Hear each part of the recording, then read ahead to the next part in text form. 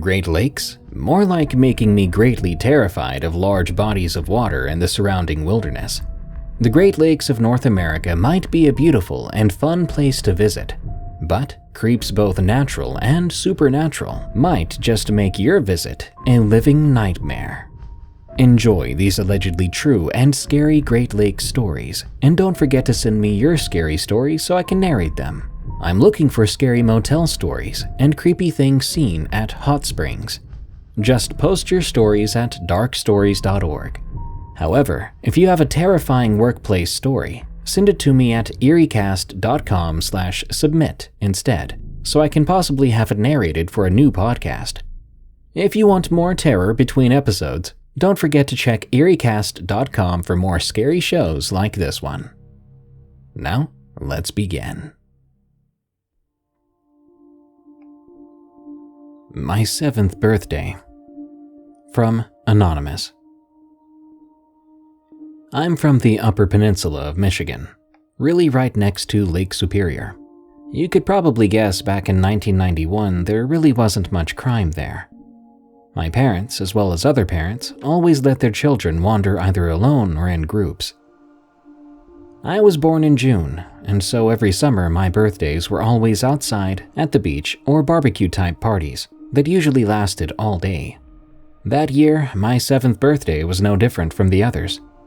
That was the year we decided we'd go to the next town over, just a couple miles away, to a place called Alqual Recreation Area. It was off the highway a bit with an elementary school on the same property. It's a big place. There were lots of trees to climb, trails to walk, and a big pavilion you could use for parties. Lots of playground equipment too, that was older, but was still considered safe to use and fun. There was a small paved kind of wide bike path that wound around the whole place. It was a favorite place to go for sure. While my parents were setting up at the pavilion, some family were just starting to arrive. I could tell my brother was getting tired of playing with his little sister, so I asked my mom if it was alright if I just sort of walked down the bike path a ways, just a bit over the hill. Sure, just stay close where we can see you.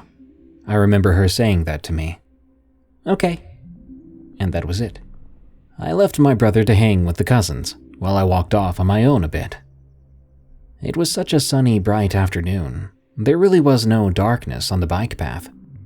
But I didn't see the white pickup truck parked on the bike path until I'd actually got to the bottom of the hill, out of my mom's sight. Why I kept walking towards it, I have no idea. I remember seeing that truck, an older type of truck, maybe a 60s style with a cap over the truck bed. I could see it over the roof of the truck as I was walking towards the front of it. There was a man I could see sitting on the bench that the truck was pulled up alongside. He looked like Santa to me, and he was whittling a piece of wood. I got pretty close and was going to turn around when I was surprised by a little girl. "Hi." She popped out from behind the truck and practically screamed it at me. The old man didn't even look up. I looked at him, and he just kept whittling. This little girl was so enthusiastic, and she was smiling. Now, this is a small town. Everyone looks fairly familiar, but I'd never seen this truck, nor these two people before. Still, I smiled back and said hi. I remember we had some unmemorable kid talk when she quickly said, "Oh hey, want to see something great?" I answered, "Sure." The girl very excitedly started to tell me the grandfather, who was the whittler on the bench, had built her and her brother a little space in the back of the truck. She wanted me to see it. I was a pretty shy kid that got picked on a lot, and I think I was so desperate for a friend, I didn't even think about how I've never seen them before, or any other dangers or red flags. 7-year-old me was just happy to have a possible new friend. Maybe her family just moved there, and this would be my chance to have a friend this summer. She took me around the back of the truck, where the tailgate and the window to the cab were already open. We both climbed in. I went as far back on my hands and knees as I could in front of her. Somehow, she had closed the tailgate and the window in one motion. I don't even know how she could have done this. She was so small and only seemed maybe a little bit older than me. I just stupidly shrugged it off. There was a bucket with crayons and pencils and a tiny table and a tiny set of chairs. I, for whatever reason, expected more. I said something along the lines of, "Oh, okay, this looks nice. Well, my mom is going to be looking for me, so I think I should get going." Then I started to reach for… Wait, I didn't know how to open this from the inside. The girl went from happy to a weird, creepy smile. She suddenly didn't look like a little girl anymore. I started to feel that uh-oh feeling you have when you know you screwed up. I tried to put my hands on the window of the truck topper, and every time I did this, the girl would laugh a really creepy laugh, swatting my hands away. I was really crying at this point, and I started to bang on a small side window on the topper to get the old man's attention. At that point, as the girl's laughing is growing, along with my panic, the old man proceeds to get up and put the stick in his pocket. I thought, great, he's going to get me out. But he didn't. He didn't go towards the back of the truck at all. He started walking around the front of it. I began to scream at the top of my lungs. This girl just kept laughing. I still remember her face as she laughed at me, telling me I could not leave. As I was sitting there gasping now and looking around frantically, I could hear my mom's voice. I jumped around the girl and quickly banged and screamed as loud as I could on the side of the topper. I could see my mother at the front of the truck talking to the man who didn't seem like he cared about much when she heard me. Thank goodness she did. She immediately walked around the back, letting me out of the truck. I jumped out and she grabbed me as the truck started, and this girl and old man drove away quickly. I really can't say what happened after that. I know my mom and dad calmed me down, and my dad and some uncles tried to follow the truck after my mom told everyone what happened. But nothing ever came of it. Nowadays, I'm always cautious of new places, and I'm always looking for an escape route just in case. I never get into cars with people I don't know. Looking back, maybe my 7-year-old brain just thought the girl looked like a little girl. Maybe she was just someone who aged really well, keeping her youth longer than others. Maybe she was just a young-looking woman. She was a bit taller than me. Why did the man not say anything? How did this girl get the tailgate closed so quickly and easily? Who knows if they would have been working together to take children? But I know without a doubt if my mom had not come looking for me, I would have been gone.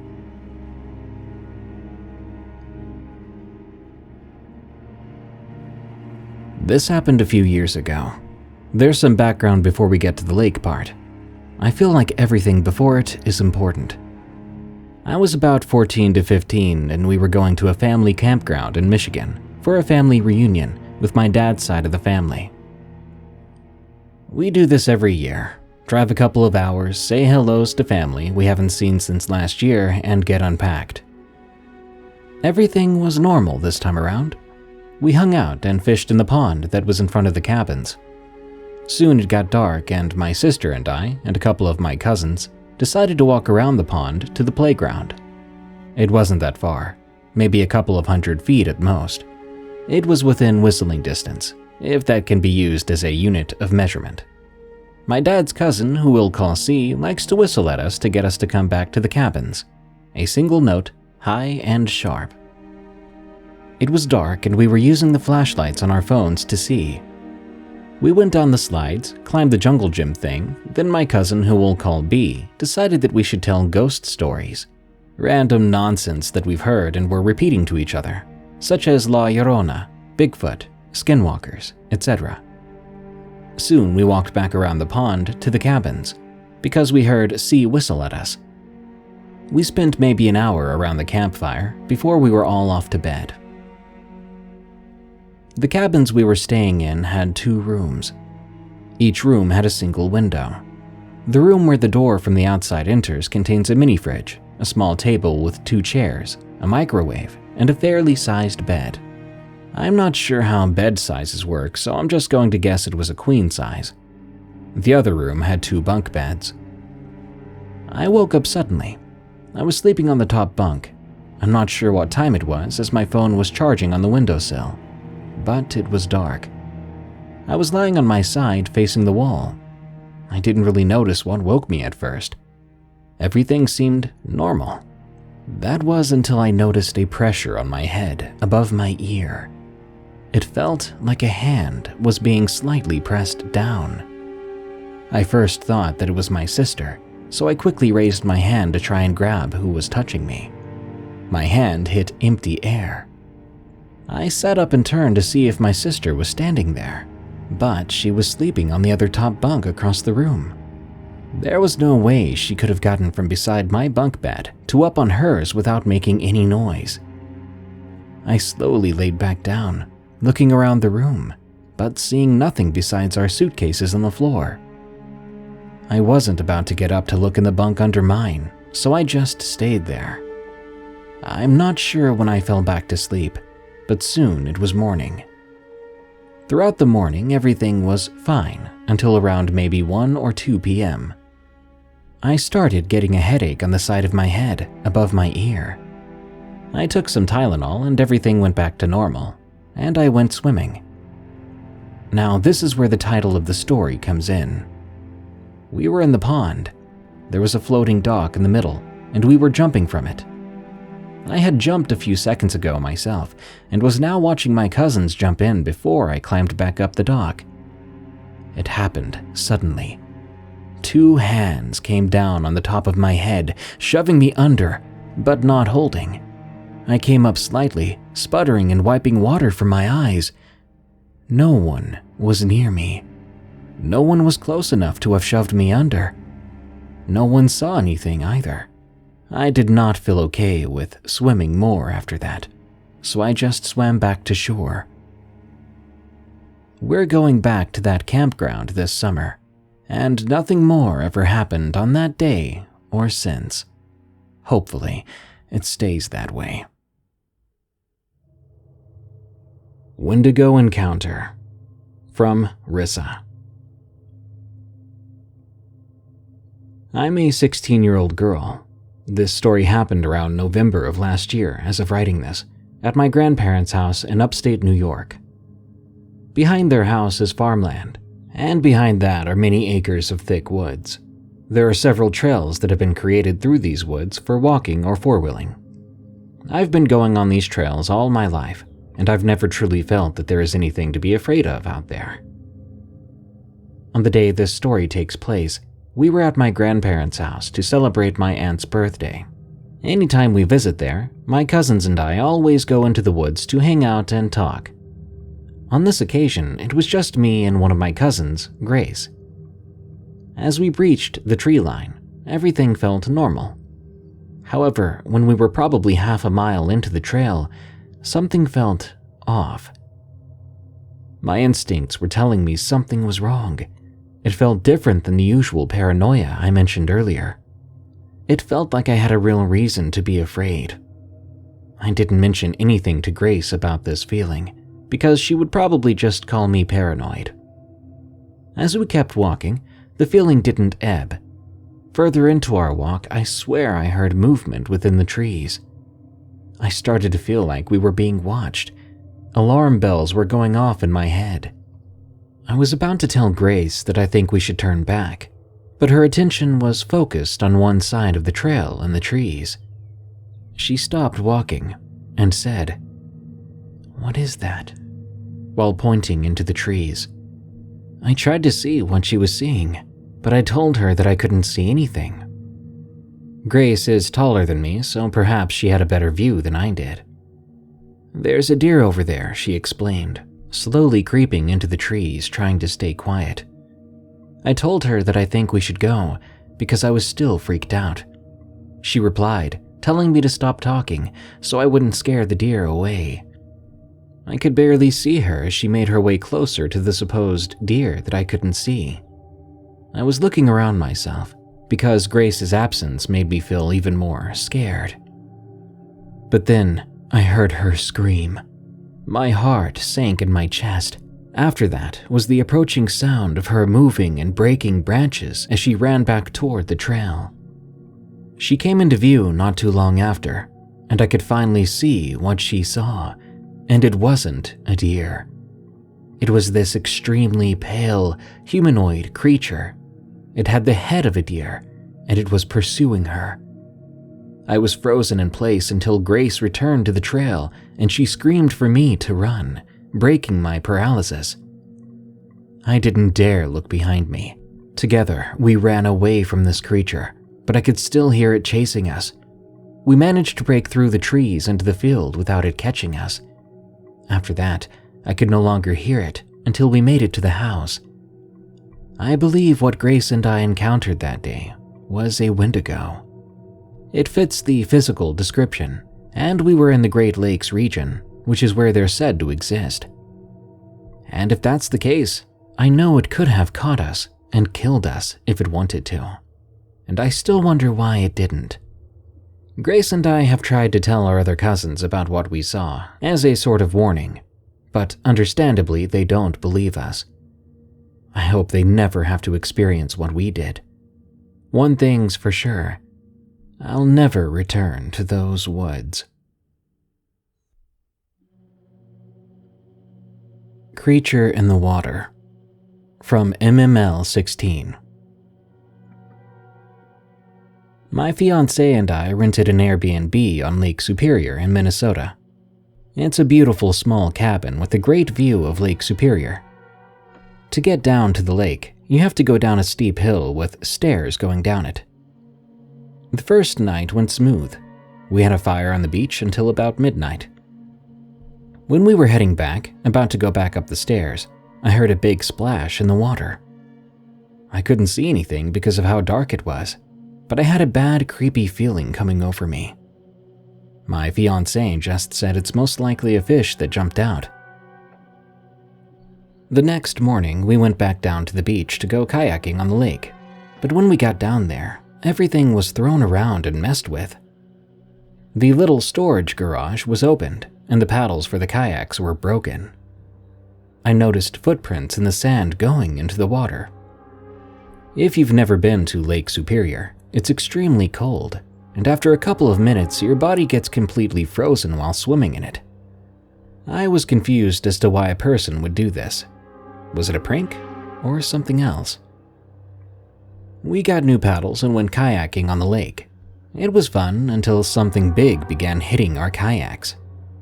I was freaking out, and my fiancé just said it's a big fish, most likely, chasing little fish. I tried to believe him and tried to calm down until I saw this shadow in the water. This wasn't a normal shadow for a fish, because it was more human in shape. I'm sure my fiancé saw it too, because I heard him say, "What the heck?" Then his kayak got hit really hard. He was nearly flipped into the water.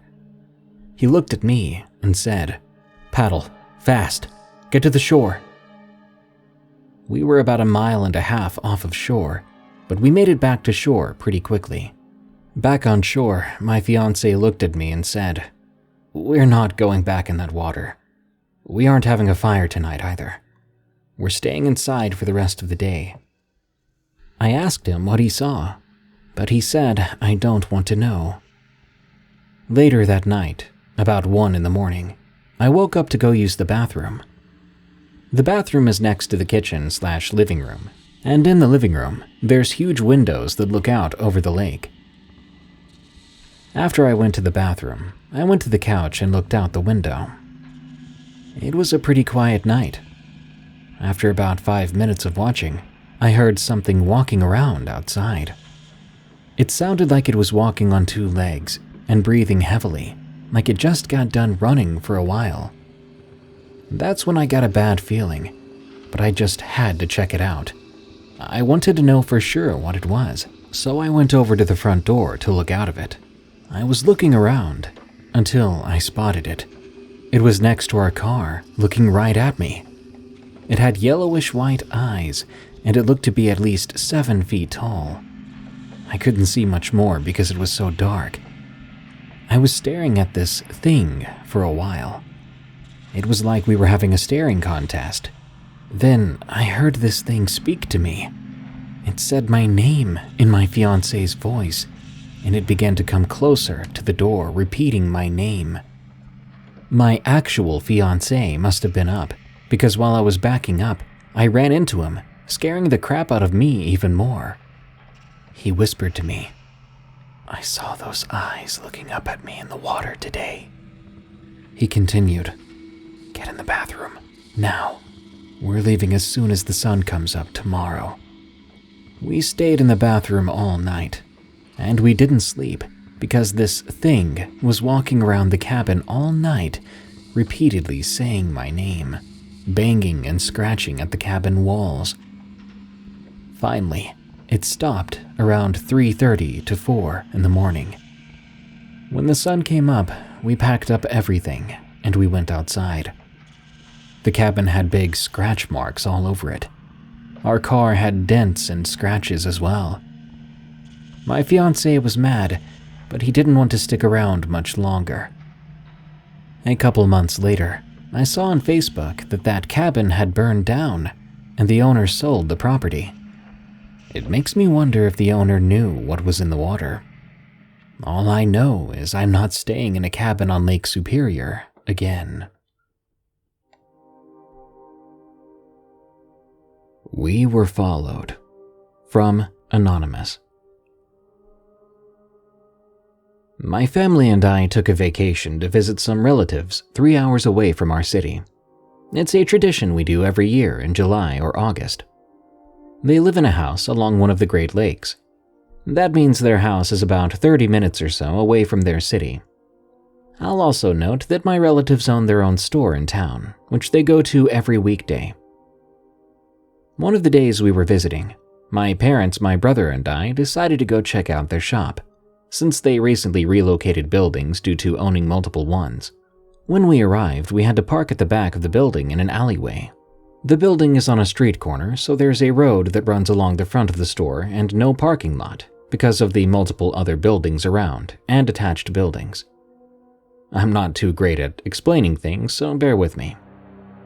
We turned left to pull into the alleyway and parked beside my great-uncle's truck at the direct back of the building. As we were getting out, my 86-year-old great-grandmother pulled into the alleyway as well to visit my great-uncle at the store, something she does every day. We were happy to see her, so we slowed down our walking as she pulled into a spot. At that moment, I noticed a girl come out from one of the back doors of one of the houses in the alleyway. She was a native girl with a shaved head, and she was as big as my dad, who was around 250 to 300 pounds. He's a big guy. She appeared to be mumbling to herself and kicked at the ground. I assumed maybe she had an argument with someone and was just letting off some steam. We started walking down the alley to where we pulled in, because in order to get to the front of the store, you have to go back to where you pulled in, turn left, then turn left again where the storefronts are. At this point, the lady was now walking towards us, screaming gibberish at the top of her lungs, stumbling a bit. I was caught off guard. I kid you not, it was complete gibberish. My brother was rounding the corner out of the alleyway. I was walking beside my mom, and we were giving each other weird, nervous glances. My dad was farther back near the woman, and my great-grandmother was exiting her car. My mom and I slowed down to just let this woman pass us, but it was clear she was headed for us. We continued walking, picking up pace a little bit. She ended up getting extremely close to my mom and I, and we were almost pressed up against the brick wall, walking. She was still screaming in gibberish. My dad picked up his pace behind us and yelled, "Keep your distance, please," to this wacko. Then she turned around and started right for my dad. My mom and I walked faster, rounding a corner. We caught up with my brother, then rounded the next corner to the storefronts. Now this woman was walking directly beside my father, still screaming in gibberish. I turned around to see that, and I noticed that she wasn't wearing shoes. I also noticed my dad had a really annoyed face. I turned back around then. My mom, my brother, and I began to laugh nervously. We reached the front of the store finally and hurried inside to see my great-uncle talking to a customer. I was expecting this crazy woman to follow us inside and for something worse to happen. But when my dad entered, she looked in the store and decided to continue down the road. A little frightened, we all had a good laugh about it, but I was trembling. For all we knew, that girl could have had a knife or something worse. She could have done some real damage considering her size, too. Personally, I think she was on something, but my dad seems to think that she just had mental problems. But heck, maybe it was both. After all, that area of town where the store wasn't the best part of town. My great-uncle told us that one of the houses in that alleyway is a substance den, censoring that for YouTube. And I think this encounter confirmed it.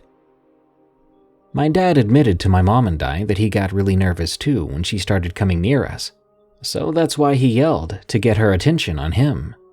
He wanted to keep her away from us, but just ignored her also. Just then, my great-grandmother, who wasn't anywhere around for any of this, came into the room from one of the back rooms. "Where were you?" my mom asked. "I came in through the back door," she replied. There was a back door the entire time. We didn't know about it, and we could have avoided all of this. That was one of the funniest, weirdest, and creepiest encounters with a stranger in my life. As for that seemingly deranged person, let's never meet again. Fear on Black Beach, Minnesota. From MNBL. This happened a few years ago. It still haunts me and my dad. It was in August or September. I became an apprentice to my dad, who's a professional photographer. We got a call from a model that wanted to take pictures up on the North Shore. That following week, we met with her and drove up to Silver Bay.